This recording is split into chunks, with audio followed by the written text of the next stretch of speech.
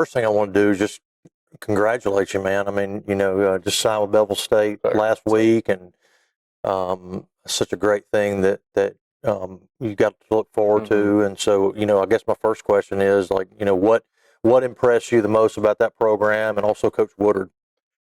So I took several visits all around the state, really. I've been all over Georgia. I looked at all these different campuses, and every single one I went to, I always thought, well, still probably want to go to Bevill. Yeah. I've known Coach Woodard for, can't even tell you. Yeah. He's got a great baseball mind. He really knows how to talk to players. And one of my best friends is going there with me, so yeah, really influenced me going. Yeah.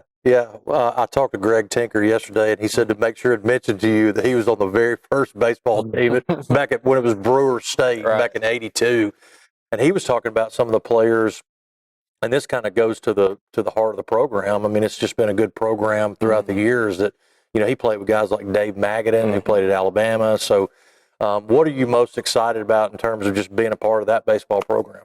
Every baseball team I've ever been a part of, it's a big brotherhood. Yeah. Even here, summer ball, wherever. So, really excited to get down there with all the guys. And I've already made connections with several of them. So, excited to be with all of them. Yeah, you mentioned JD, and tell me about that relationship. And I know you guys are looking forward to kind of continuing on the next level. So. It's a love-hate. We go at it all the time, but it's because we're always together. He's really a brother to me, and we do everything together. Yeah. Let's talk more about, you mentioned brotherhood. You mentioned that in your article that we did for the Walker Leader just the other day. And talk about that camaraderie on Jasper's team. And I do want to talk about Coach Ware, too, about how he kind of helps facilitate that. So, these group of guys, I'm with them more than I am with my family. So, I'm here every day with them. I'm here after school with them, here till 10 o'clock at night with them a lot of nights. So, you spend that much time with people, you go do things, you really build connections with them. So, just every day. And, and Coach Ware's done a great job of providing opportunities for y'all even during the season, and then here in the hitting facility. I know y'all are, like you said, y'all are around each other all the time, but I came down and watched y'all play down at Orange Beach, and those are some character building moments, but also camaraderie building moments for your team as well. Exactly.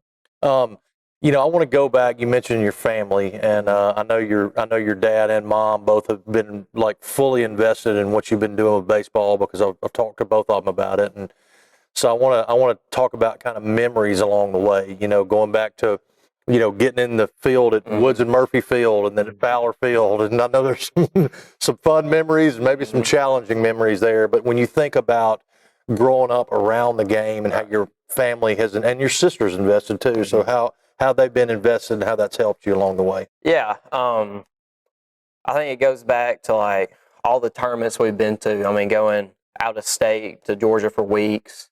And even when I was younger, just me and Dad going out to the fields, and it was hard, but it's what made me who I am. Yeah. Yeah. That's the thing. Full disclosure, your dad and I were talking a little bit before this interview, so I got some inside stories a little bit, but those that's what shapes you, though. You get down there and just the daily grind of practice and going down to the field and being part of that. But I want to ask you more about the travel culture, because that's something that it's really taken off over the last 15, 20 years. Obviously you're spending your weekends doing that. You're spending a lot of money. You're in hotels. Paint me a picture of what that's like for somebody like you that's just fully committed to the game. Yeah, so you have to sacrifice a lot to do it. Time here back at home, hanging out with buddies and stuff, that's all great. But if your true goal is to be the best you can be, you have to sacrifice some stuff. I've met some of the best people ever through travel baseball. A lot of really close friends. Also, it's a whole different world out there. You're facing the best of the best from everywhere. So I'm facing kids going to SEC schools everywhere. Kids are getting drafted. I faced a kid throwing 98 at 17 years old. So it's a lot different than just your Tuesday night game at Valley Park. Yeah. Yeah, understandable. Now I want to ask you about, you played for East Cobb, Mhm. Southeast, and then before that you played for the Black Sox, Mhm. right? So how did those experiences kind of grow you as a player? Yeah, I mean, the level of competition is insane. And even on my team, I wouldn't consider myself the best player on there, but I just worked and worked and worked to try to match their level, and that made me a lot better. Being around top end people, it's just going to raise your level in anything you do in life. Mm-hmm. What was it about the game of baseball that really stuck with you? Because, I mean, that's kind of been your game, and, and I've known this for a long time. I mean, y'all were doing this, and I was having conversations with your dad in like 2014 about this. But, I mean, so what was it about baseball that made you want to stick with it and really develop your game? Well, I think there's a lot of ups and downs in it. You can always control how you play. You can't control the outcome. So I can work and work and work, and I still may not have the outcome that I want. Mm-hmm. So I think it's just the drive in me to want to be the best I can be. I've never really mastered it at all, but I'm going to keep working to try to get there. It's a game of failure. I mean, like, if you hit, 1 for 3 is great, and it's something that it's very much a mental game. So, what's your approach to being strong mentally? I know being strong physically is something that you really hammer down on. I want to talk about that in a minute, but your mental approach at the plate, your mental approach for the daily grind, your mental approach if you're slumping, tell me how you really develop that and tackle the mental side of the game of baseball. Well, every time I step on the field, I tell myself I'm the baddest person out there. There's not anybody out there that's going to beat me. And whether that's true or not, I mean, you got to believe it. Right. Yeah. And, I just try to keep everything, like the term KISS, keep it simple, stupid. Yeah. Win every single pitch, win every AB, and hopefully that lends into winning games. Yeah. And I know you're a baseball fan, and I want to talk more about World Series and this past season because that was unbelievable. But who are some guys that you look at, and it could be at the college level, the major league level, and you really like the way they play, you like their approach, maybe you're following them and taking tips off of them. Who are some guys that you really look at and you're impressed with? I really like Johan Duran. I love how he plays the game. He's what Coach Ware calls a dirtbag. He gives 100% every single play. Yeah. And he never takes a game off. And he's full tilt. Yeah. All the time. Yeah. Who are some other guys? Now, the guy that's coming to mind right now for me, and I don't know why, is and I'm a Yankees fan. I mean, I've been a Yankees fan for a long time, but Addison Barger. I was so impressed with that guy during the league championship series and then in the World Series. There was something about the way he approached hitting and also just his enthusiasm for the game that was very impressive to me. And I don't know why, but that was a guy that really stood out to me. Did you notice anybody from the Blue Jays that kind of stood? Obviously, Vlad. Yeah, Vlad, he's different. Yeah. Bo Bichette, he came back after an injury for a long time, and he stepped into some really big moments and gave his team the best chance he could. That's really impressive, you being away for that long and just filling in like that. Yeah. Yeah, I mean, he really, he had a down year last year, and then he picked it back up this year, and I think he hit like 315 or something like that, and then, contributed, obviously. But just, to me, I mean, and part of this is I do want to talk a little bit of baseball philosophy and approach and things like that, but to me, just the way the Blue Jays approached the game this past year, they put the ball in play, they hit the ball. Obviously, great pitching. You had guys like, Trey Savage that came in and did a masterful job pitching. But they ran the bases, and so from y'all's standpoint, when you're learning from Coach Ware and you're learning about how to approach the game, it's not just feast or famine, hitting home runs, and it's putting the ball in play. Was that kind of the approach that Coach Ware talked about? Is that the approach that you prefer? Going back to like being a dirtbag, like not taking a full swing, coming out of your shoes every time. Coach Ware talks about that a lot. And he really preaches watching those big leaguers play, because if you can figure out the little things that they do and just translate a little bit to your game, Yeah. it's going to make you so much better. Yeah. Yeah. The Yankees, to me, their approach has been, just so much home run hitting, and I'm more of a small ball type guy, even though I'm a big guy, but I mean, I'm more of a, put the ball in play, steal bases, bunt. Right. Is that even a thing anymore? Oh, yeah. I mean, we just did a whole circuit today on bunting, so Yeah. it's definitely a thing to Coach Ware. Yeah. He preaches a lot of throwing the ball in play, and we're trying to get dirt ball reads, which is just a ball in the dirt that we try and steal a bag on. Yeah. Just taking any bag we can. Yeah.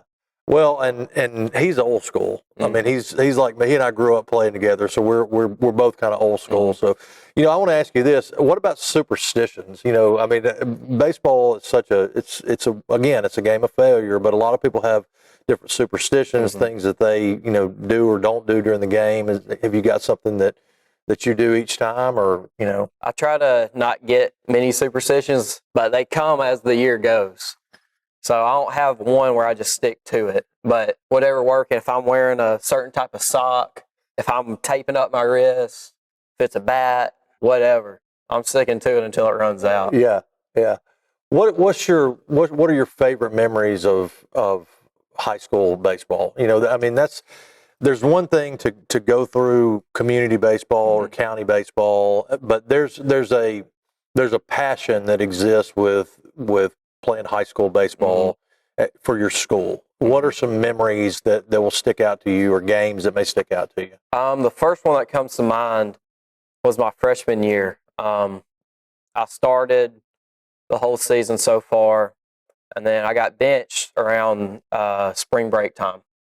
And I made my way back into the lineup, and the next few games it was area play. And this was to sweep Lawrence County and win area. We were down by, I think, 1 or 2, and I hit my first varsity home run to win area. And that's something I'll never forget. Yeah. The whole team went stupid. It was a great memory. Yeah. All right. Now, do you enjoy? I know you watch the game, but like I hear that you're kind of a little bit into getting into some baseball card stuff. I mean, so for me, it was like playing the game, going to card shows, collecting baseball cards. This is during like the wax pack era, the bubble gum stuff, and then it was learning about the history of the game. So are you fully dialed in with respect to that, or is it mostly trying to practice and do what you got to do on the field, or are you kind of doing these extensions as well? I'm getting into the cards a little bit. I've never been like huge into it. Yeah. I got a good buddy though, Peyton Thomason. He graduated a few years ago. He also played ball at Bevill, and we always hang out. And he's huge in the cards. Yeah. So just being around him, it kind of got me into it a little bit. Have you gone to any card shows or anything? Not like yet. that? We're planning on it. Yeah. Now I want to ask you about your bat collection, because I understand that it's pretty extensive. So tell me about give me a recommendation on a bat. Tell me about, I need to know how many bats you have. Has this become a little bit of an obsession with you? A little bit. I honestly can't tell you how many I have. It's a problem. Dad's just as bad as I am. I'll come home and he'll tell me that he ordered another one. He gets all excited, which is great. I'm not complaining about it at all. But I'm swinging the Combat. It's a new BB core that just came out. I love it. It's got a huge barrel. It's hot. It's a good bat for really anybody.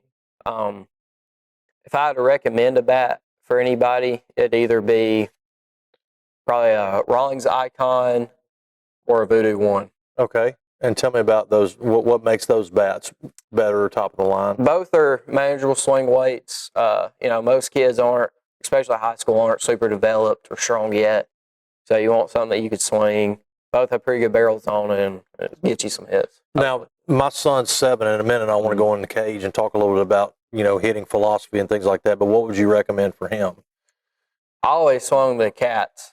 So I think I had a Cat 7. It's a Marucci bat. Okay. And they call it like the Super Mario Kart bat. Yeah. It's not great at anything. It's just Yeah. Even kill. That's what he's got. He's got a Marucci bat. So, I mean, how much does equipment, having good equipment, because back in my day, I mean, we had Easton, and Mizuno. Well, there were a couple of Mizuno bats, and but we didn't have the kind of equipment that y'all have got. So how important is that? Not only from a bat standpoint, but I mean, batting gloves. Are you particular about batting gloves? Are you particular about your gloves? So, as Coach Ware says, it's the Indian, not the bow. Yeah. He always says that when a kid brings a new bat in, and he thinks it's hilarious. But it is true. Either you're a ball player or not. But I think of it as an investment into making me the best I can be. I think you get the best bat for you, like weight-wise, barrel, whatever plays best into your game. Not necessarily the most expensive or hottest. Yeah. You find what works best for you. But that's the same with a glove too. I mean, it's really about comfort, right? I mean, it's at some level. Exactly. I mean, because even me. I mean, I'll go pick up a glove and it just doesn't feel right. It feels tight. It doesn't feel comfortable. I don't like the way it closes. And so it's from a batting glove standpoint, bat and other equipment, you'd say there is another level of quality, but at the same time, one of the bigger factors is comfort. Is you. Okay. You are the biggest part in your game. I mean, you get a new bat, but a $500 bat doesn't change you to being a 300 hitter. Is it? I want to go back to travel ball for just a second. I mean, is it possible? And I'm not anti-travel. But I'm just again, I'm old school. I take an older approach to things. And again, I've got a son who's coming up, and I'm going to have to start making some of these decisions. But if you're an elite player, do you basically have to play travel ball? I mean, I'm talking about if you were the top of the top, or could you go through and just play public school ball and be fine? I mean, again, is it what matters is the exposure or just how good you are? I mean, could you theoretically go play public school ball and never play travel ball and be drafted? Well, travel ball, it's all about being seen. Obviously, if you're a kid throwing mid-90s and you just play public school, coach is going to see you. But a lot of guys, that isn't the case. So for me, I had to find a way to get myself seen. That's the best way to do it. I think for younger kids, it's really important for them to learn how to play baseball, but also learn how to swing, how to throw, how to catch. Because if you're just playing 24/7, you're not necessarily developing your body and your swing. You're just playing. So you would say to a younger kid, and really the coaches too, and we're going to get in the cage here in a second, but that, hey, don't neglect the fundamentals. It's not all about just playing all the time. Go back and work on your craft. Right. Is that fair? Okay. All right. Well, let's go talk some hitting approach in the cage. All right. Does that sound good? Sounds good. Let's do it. All right, man. Okay, so last year I coached my son's 6 and under team, and we were in the last day of the season.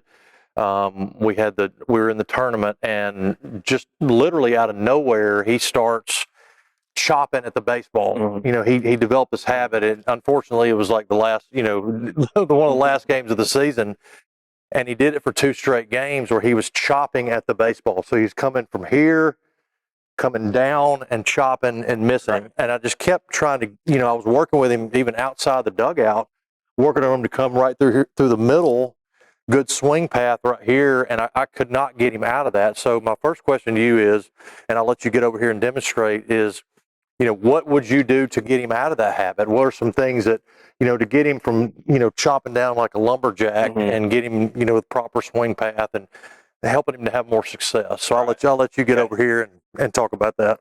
So for everybody, it's going to be a lot of trial and error. Okay. What worked for one person may not work for him, will work for him. But the best thing I could say is to try to get his bat on plane. So on plane is basically being able to hit the ball from the catcher's mitt all the way out there. So when I swing, I want my barrel in the zone for as long as I can have it. When you're coming down like that, your barrel's in the zone for about size of a barrel. Yeah, yeah. So the room for error is really small. And if you do hit it, you're going to chop it right down to the ground. Yeah. Best thing you can do is try to get your hands to work right to it and then through it. Okay, let's talk about wrist action while you're doing that. Okay, I see your swing path, but teaching him on how to approach. Do I lead with a barrel? Is that how you teach, or? What I tell a lot of kids is I teach knob to the catcher first. Okay. So if you're here, it's not going to be easy to go like that. Okay.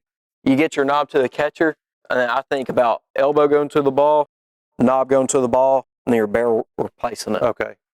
Is comfort level important? Is that when you're teaching? Let's say you're a youth coach or whatever, and you're teaching a 6 and under kid or 8 and under kid. Is it?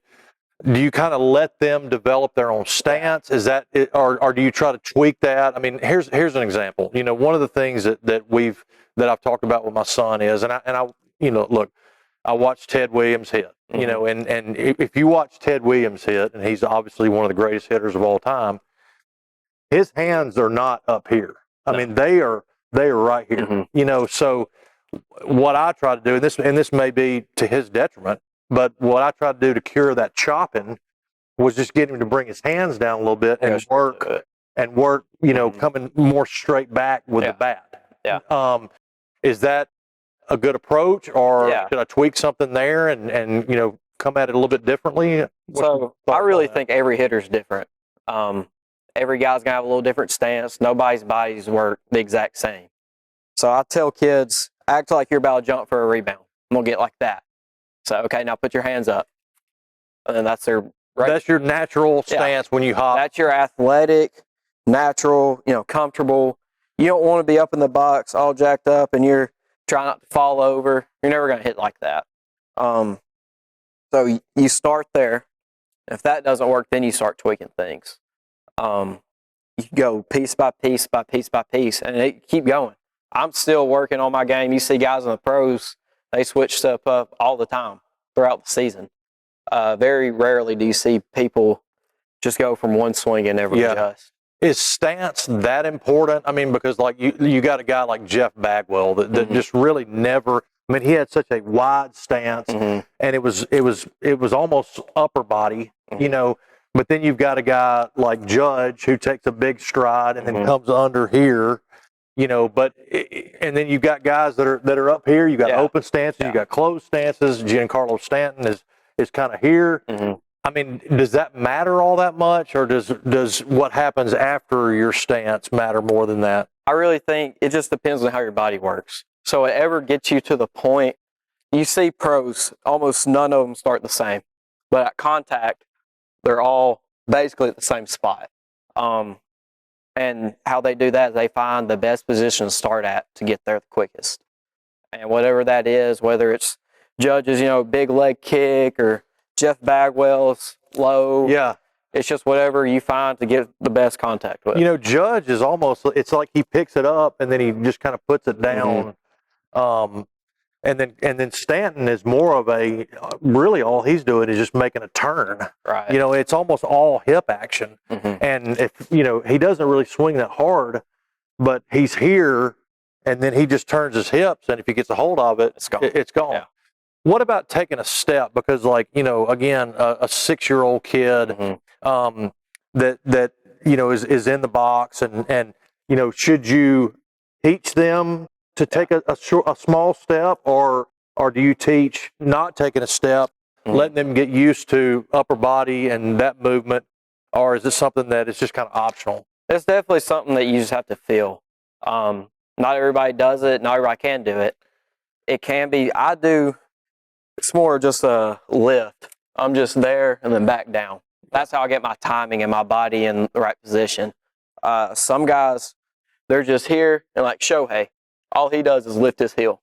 But then you mentioned Judge, he's there. It's just all about feel. Does it matter at that level, though? I mean, like, does it matter at the 6 and under level whether you teach one approach versus the other? I mean, is it wrong to say, hey, take a small step, or is it just a preference? I would say definitely for younger kids, I would start with no step. Okay. just because it's new, the ball being in the air throwing to them. You're starting to get into maybe a little bit of coach pitch, kid pitch, and it's timing. They're used to hitting a ball off the tee where you don't have to time anything up. But now with that ball coming at you, you have to be able to be on time and be on plane. Yeah. So if a kid, he gets his foot down too late, he's going to foul everything out. Yeah. If he gets it down too early, he's just going to swing over it. Yeah. So what about swinging hard? I know Coach Ware talks about swinging hard and throwing it hard as a kid. Is that important to just get to swing hard? I mean, not to halfway do things when you're up there. You want to swing as hard as you can under control. If your body's flying out, if you can't control your hands or the barrel, then there's no point swinging that hard because you're never going to hit it. I swing about 70-75%, and it's plenty. Mm-hmm. I won't want to swing any harder than that because then you start getting into too much swing and miss. I won't want to swing much less because then you're just going to be flying out to the outfield. Mm-hmm. What about your head? Because I know that's so important to have your head locked in. And one of the things that I'm noticing is, a kid that's they'll be here and they'll just absolutely come out of it and pull their head out, and it seems like the success is kind of tied to that. Mm-hmm. That when I see them pulling their head out and falling away. And again, we're talking youth baseball here, but I mean, I'm sure that I know that's important at a college and major league level. But how important is, and what do you teach in terms of having your head locked in? Yeah, so you can't see the ball, you can't hit it. If you pull your head out, the next thing that goes is your body, then your legs, and everything. If your body's out here, your bat's there. You're just going to end cap it. Yeah. I try to tell them. I sometimes will put a ball right here on the ground. I say, after you hit it, look at the ball and just keep your head down. That's with kids that really can't stop themselves from flying open. If your body goes out, then you're done. Mm-hmm. What about like your approach to, being a pull hitter versus going opposite field? I mean, is that something that there's some intentionality about that you want to, because there's a lot of folks that are like strictly pull hitters, right? And then there's others like Freddie Freeman that doesn't mind slapping it to the. So is that something that you have to work out, or is that something that's kind of, again, a choice and a preference that, hey, I really am just a pull hitter, and that's what I'm going to be? Yeah. You don't see many guys up in the pros that are just pull hitters. You don't see many guys in college that are just pull hitters. So my idea is time up everything right up the middle. If the guy throws a fastball, say I'm a little late on it, then it's a gapper to right center. Throws an off speed, then I may pull it for a home run. But if you set your timing up right down the middle, then you shouldn't be beat on any certain pitch. And that can change.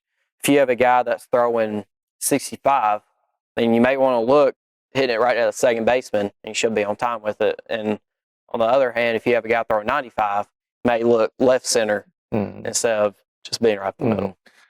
One of the things that as you get older, I mean, when you start out coach pitch and then you got player pitch and most everybody's just throwing fastballs, but then as you continue to get older and the pitchers start to add a little bit more to their repertoire, that a curveball, a little bit of a slider. But from a hitter's standpoint, what would you say to a 12, 13, 14-year-old kid about how to approach when that second pitch is introduced? Yeah, so it goes down to being ready and being on time. If you're timed up for the fastball, then you should be able to adjust for off speed. But if you're looking to just pull that fastball every time, then that off speed is going to get you, and you're going to be in capping it or missing it. And my last question is, how does the jersey look on me? Oh, it's awesome. It's great. I should have brought, I told you before that I should have brought my old Walker jersey, but I can't get into it anymore. So, well, man, this has been awesome, and I've enjoyed getting to know you a little bit more, and I just wish you the very best. I hope you have a great rest of the year, and best of luck at Bevill State, man. Yes, sir. Thank you. All right, enjoyed it. Thank you. Thank you, buddy.